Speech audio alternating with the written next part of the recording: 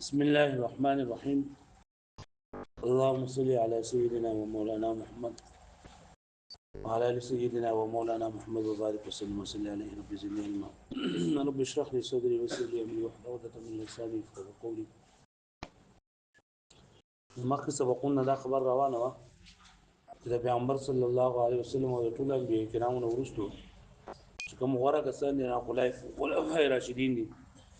حضرت ابوبکر رضی الله عنه، حضرت عمر رضی الله عنه، عثمان رضی الله عنه او حضرت علی رضی الله تعالی عنه. نو بل سبق کې دا شو چې دوی سره دا کوم لقبونه دوی ته ورکړل شي، دا ولې ورکړل شي دي لکه صدیق او فاروق او ذو نورین او مرتضی. نای کې بل خبر شو. نن سبق کې موږ دا ویل چې لکه څنګه د دوی دا ترتیب دی، دا قشن د خلافت هم دغه ترتیب دی، او بیا هر یو صحابي ته ابو بکر صدیق ته خلافت څنګه ملو شوی دی، عمر ته، عثمان ته، دا په تفصیل سره ویل شو. ځان خو وخت دا خبره کوي چې الخلافه 30 سنه ثم بعدها ملك واماره، چې خلافت دا 10 کال دی. خلافت علی منهج النبوت، چې پای کې د پیغمبر صلی الله علیه وسلم په طریقه باندې چې کوم خلافت لري اصل 10 کلونه دي. د دې نه وروسته چې کوم زمانه ده نه پای کې هم لکه نیکان او عادلان تیر شوي دي، خو پای کې کله عادل او کله نه. او دا 30 کال هغه زمانه ده کم چې د خلفای راشدین او دا دور حکومت ده. حضرت ابوبکر صدیق رضی الله تعالی عنہ هغه 2 کال او 3 میاشتې چې دا حکومت کړل، خلافت کړل. کله بیا هغه وفات شو او حضرت عمر رضی الله عنه د خلافت ملو شو. نو حضرت عمر رضی الله عنه 10 کال او 6 میاشتې چې دا کړل، خلافت کړل. دا نه بعد حضرت عثمان رضی الله عنه ته چې کله ملو شو، هغه سکم 12 کال، یعنی سورج کم 12 کال هغه دا کړل. مې چې کله حضرت علی رضی الله عنه ته چنندا ملاو شو، نو سلور کال او 9 میاشتې هغه نو دا چې کله راجمه کې راټول، نو د دینه 29 سال چنندا جوړ شو. او شپږ میاشتې حضرت حسین رضی الله تعالی عنہ دا چې اوس حساب کې نو 10 کال نو شپږ میاشتې حضرت حسین دا کو بیا راغی نو وروسته دا نه حکومت واغستل شو. نو دا 10 کاله دا علی منهج النبوت خلافتو. د دین وروسته بیا بادشاہت او امارت شروع شوه دی او خلافت دا ختم شوه دی. دا مطلب نه دی چې وروسته ونو خلیفګان راځي، عادلات باندې راځي. مطلب دا دی چې لکه کم پر لپسې خلفای راشدین هغه علی منهج النبوت خلافتو، نو دا 10 کاله دی. وګورئ هو الخلافة 30 سنة او خلافت 10 کال دي. ثم بعدها ملك وامارة، بیا دا غي نوستو بادشاہت او امارت لنده شروع شوه دي. لقوله عليه الصلاة والسلام الخلافة بعد 30 سنة، زمان نوستو خلافت دا 10 کال. ثم يصير بعدها ملكا عزوزا، بیا دا نوستو دي بادشاہت براشي چې یو بل بچی چی یا با دوبا باغی باندې با ظلم کوونکی وي. وقد استشهد علي رضي الله تعالى عنه على رأس 30 سنة من وفاة رسول الله صلى الله عليه وسلم. ویل پیغمبر علیه الصلاۃ والسلام د وفاتنا 10 کال وروسته او د 10 کال په اوله کې حضرت علی رضی الله عنه شهید کړ شو. دا شهادت دا خبره شو چې ډېری کسان د خوارجو نه راجم شول، وی چې په مسلمانانو په منځ کې د څومره فتنې دي کنه، او دې چړل دغه درې کسان دي، حضرت علی رضی الله عنه، حضرت معاویه رضی الله عنه او حضرت عمرو بن العاص رضی الله تعالی عنه. نو دې څه کو چې دا درې کسان به موږ مړکو، جو بس مسلمانانو په منځ کې د جنگ جدال ته کم دي، مسلمانانو په منځ کې دا کم خبرې اترې دي، جو دا به ختم شي. نو دوی ټول راجم شول. دا حضرت علی رضی الله عنه د پاره عبدالرحمن ابن ملجم چې نه دی وټاکو چې دی به د حضرت علی ته تاواله کو، او برک ابن عبد الله دا غره کو د معاویه رضی الله عنه د پاره چې دی به د معاویه نو سکار کوي، او عمرو ابن بکر دا حواله کو دته حواله کو عمرو ابن العاص رضی الله عنه. او ټول یو شپه وټا کلا چې لکه سحر منځله چې دور دي نو موږ به دوی چې نه داوا شهیدان کوو. عبدالرحمن ابن ملجم حضرت علی رضی الله عنه د سحر منځله راتلو او هغه بازه کې شهید کو. او حضرت معاویه رضی الله عنه ته حواله شو نو هغه برک ابن عبد الله ته نو برک ابن عبد الله په باندې حمله وکړه زخمی کو خو لکه شهید نشو حضرت معاویه رضی الله عنه ډېر زیات صبور نو حلیم او صبور نو هغه پری خو دې صورتو مونږ او اندغه چې کوم دی عمرو بن بکر د عمرو بن العاص رضی الله عنه ته په دا ورځ باندې دا طبیعت خراب نو عمرو بن العاص سار مازل نه وتله نو دا په دې باندې کوم کستل ور سار منځله جو هغه قتل کو دی عمرو بن بکر لکه دا شو چې حضرت علي رضی الله عنه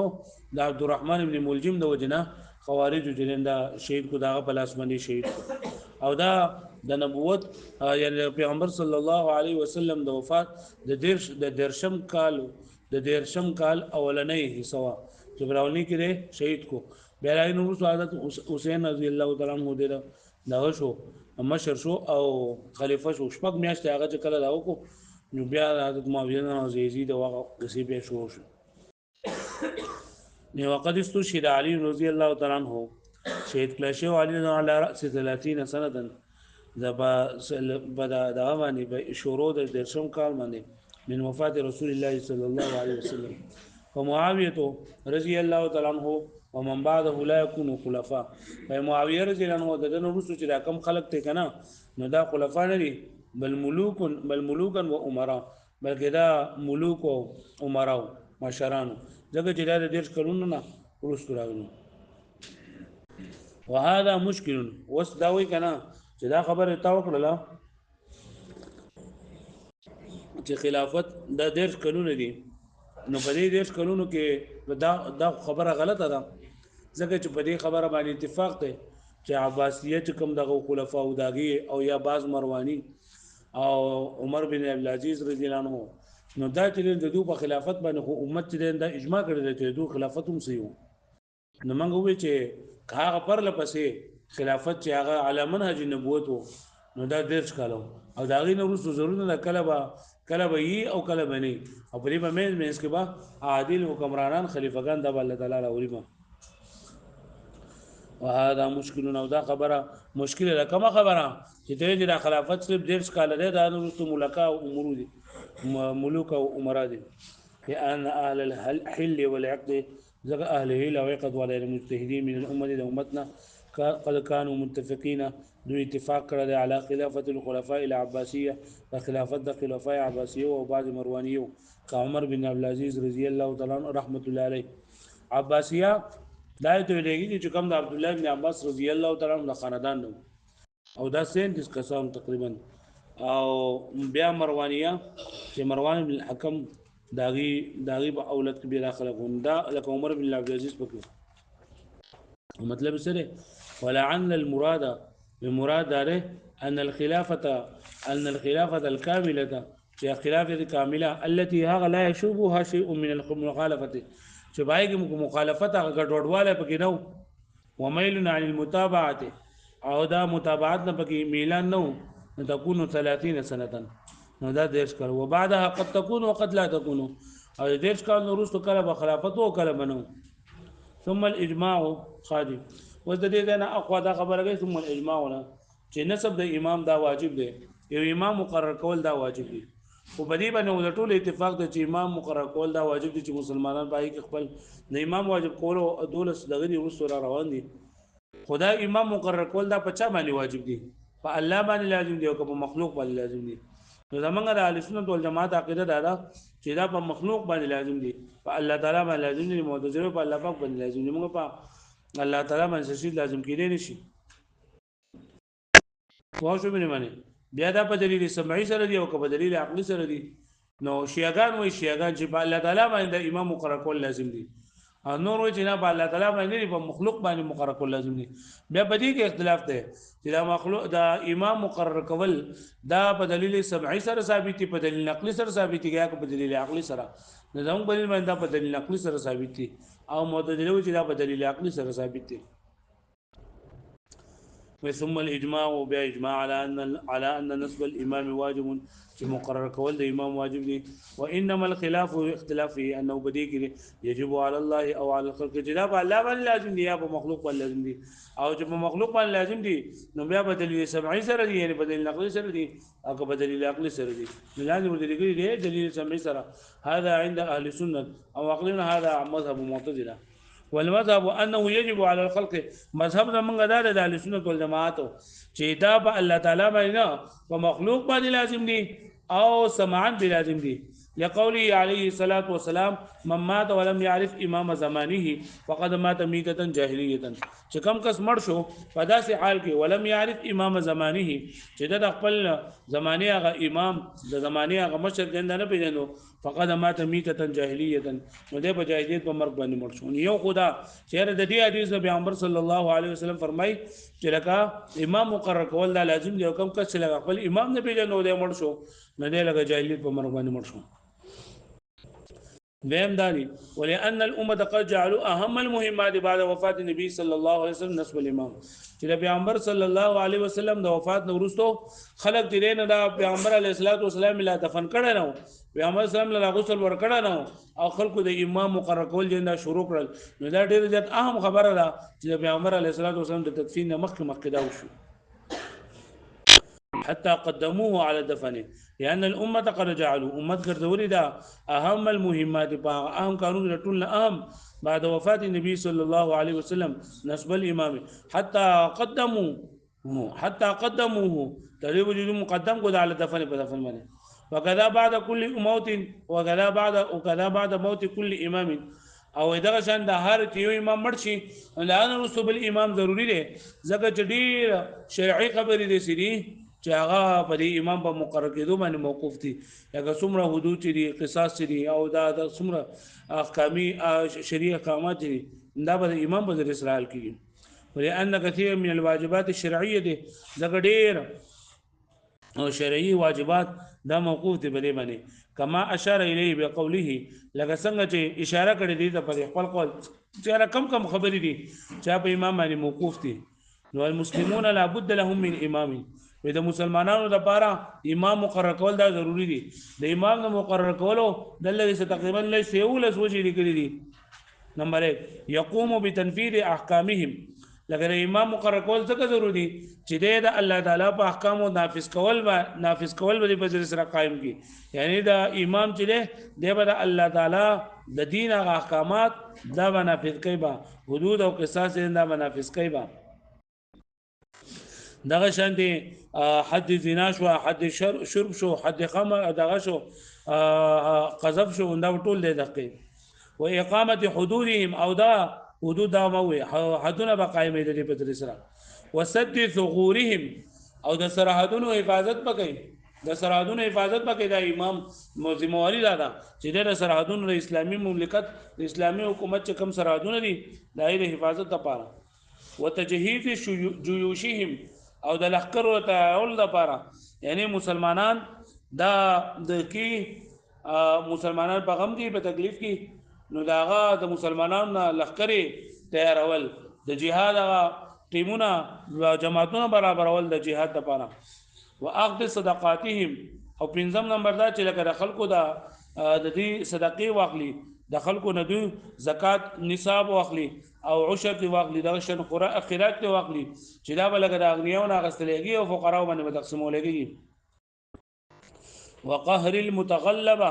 او هغه کسان چې هغه ظالمان دي او غالب کیدونکي دي په خلکو باندې په ظلم سره په فساد سره نو چې باغو باندې غلبه حاصلېږي. والمتلصصه او په غلو باندې وقطاع الطريق او په ډاکوانو باندې یعنی چې په ډاکوان او غلا او دغه شان دي کم چې ظالمان خلک دي نو بای باندې غلبه حاصلول لپاره د امام مقرر کول دا ضروری دي چې امامي نه بدا خلک د ډاکینه دغلانا او د نور ظلمونه به منګي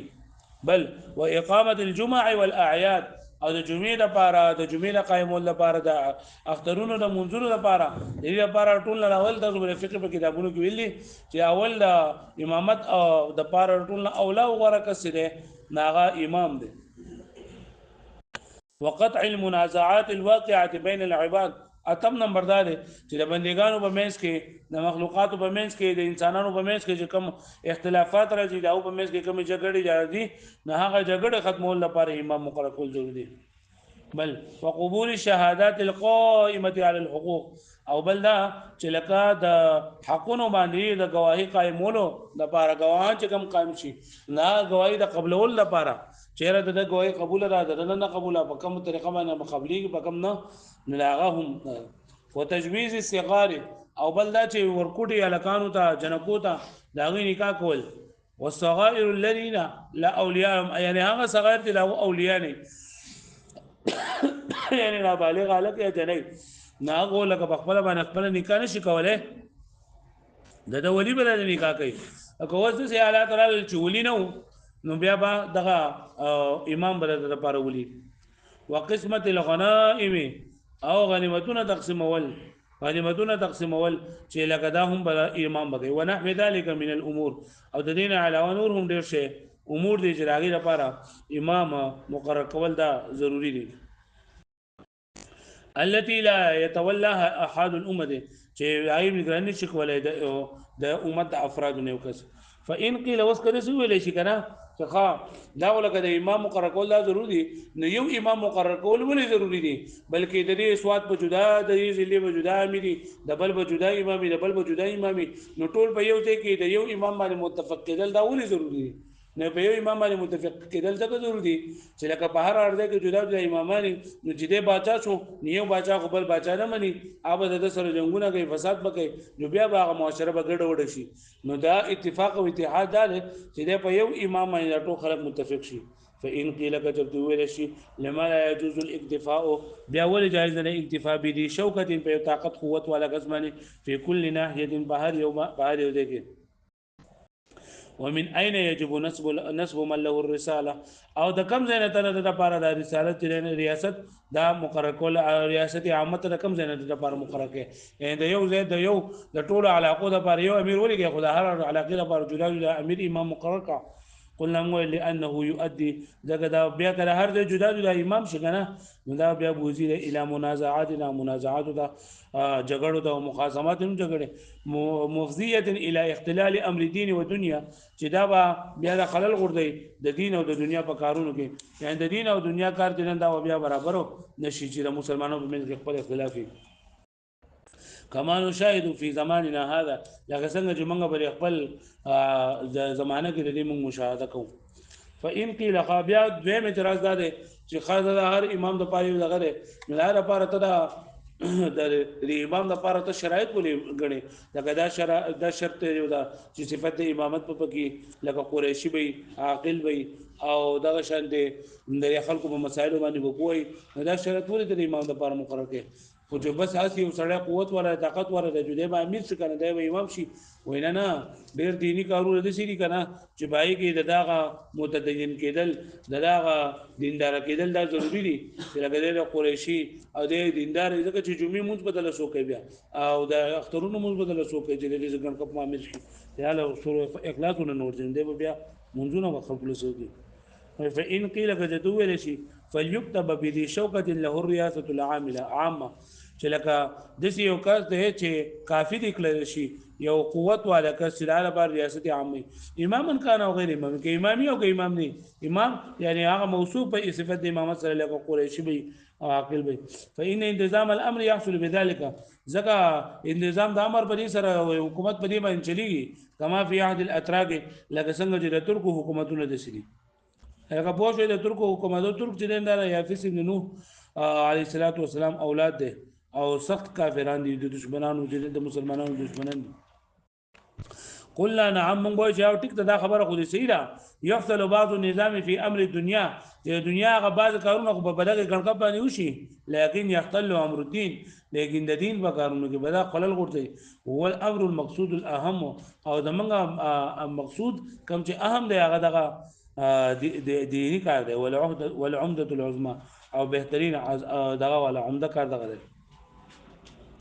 خالي بیا وی اعتراض دار کنه چې تا دا خبر وکړه چې مدته د خلافت 13 کال ده او بیا دا وایي چې من لم يعرف امام زمانه فقد مات میته جاهلیه چې لکه 13 کال چې 13 کال تا ویل چې دا خلافت دی او بیا د پیغمبر اسلام حدیث ته چې خپل زمانی امامونه پیژندو نو دی بلکا داغه وي د جاهلیت په مخ باندې مړ شو نو چې دا 13 کال خلافت ومنو نو دین ورته خلافت نشته نو ټول خلک په دې باندې ګناګار نه شول چې دوی امام مقرر کړي نه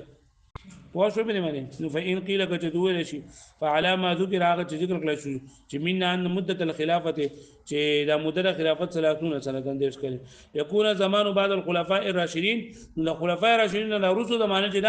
دا بخالي عن الامام الامام نه خالص ولا فياس الامه كلهم نټول امت نه دا بس شي ګناګار بشي ويكون ميتتهم ميته جاهليه ادل الامر ولا جاهلیت په مقام شي لکه پوه شو به معنی نه مخکې مونږه دا خبره کړې ده چې د خلافت نه مراد چې 10 کال خلافت او علی منهج النبوت چې هغه اختلاف او دانه دغه مراد ده او د دې نور څو موږ د نو چې خلیفہ بني خلیفہ به ولکه دا په شان بني قلنا قد سبق ان المراد چې مخکې د شی چې مراد د دینه الخلافه الكامله دي لکه پوه شو ولو سلم قد دوما لشي نو فلعل شاید چې دور د خلافت ينقضي دون دور الامامه دا ختميږي دور د امامت نه بناء على ان الامام عام وز امام عام ده او کداغه عام ده خلیفہ عام ده نو شیعاګان وایي چې امام عام ده او خلیفہ دا خاص ده لكن هذا الاصطلاح لكن دا اصطلاح چې کوم ده کنه چې امام عام ده او خلیفہ خاص ده نو دا مونږه نه مندري مما لا نجد من القوم بل من الشيعة بل كده الشيعان وعقيدة من يزعم أن الخليفة أعم هذا كما خليفة عام ولهذا يقولون تديو داغوي كده بخلافة الأئمة الثلاثة دغه په خلافت د دریو امامانو باندې دون امام ادم نه راځي مطلب دا کنه چې نو چې لکه دغه امامان چې دغه درې دا برابر دي د نور چې نه دي برابر او دا خلفاء عباسیون و اما بعد الخلفاء العباسيه و اذا خلفاء عباسیو پورې بری کې لکه قریشیون دغه عباسیو ولا دا قریشیانو نه داونه ورستو چې کنه نه ورستو سو قریشی شته نو دا ورستو چې د څومره امامان دي څومره خلک دي نو دا قریشی دي نه او حدیث کې راغلی چې علامه من القریش نو فالامر مشکل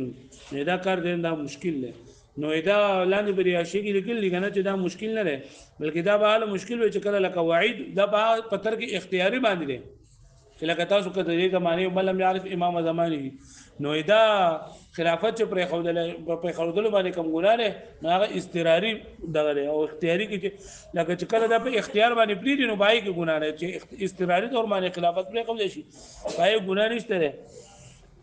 یو د عمل لم يعرف امام زمانه د دینه مراد امام زمانه نه مراد پیغمبر صلی الله علیه وسلم دی چې کوم کس لکه په داسې حال کې د مړ شو چې د خپل زمانه امام دی پیغمبر صلی الله علیه وسلم مبارک ورته علم نو هغه یقین نو وروړل د جاهلیت په مرګ باندې مړ شو واښو بلی باندې